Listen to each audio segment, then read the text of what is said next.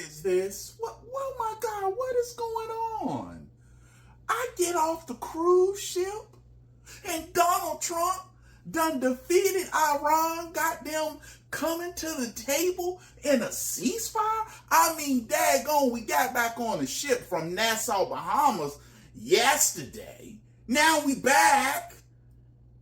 And Trump done defeated them already? Could Kamala Harris done that? No. Kamala couldn't done that. Could Joe Biden done that? No. That's why I voted for the felon and not the jackass. Made America great again. 45-47.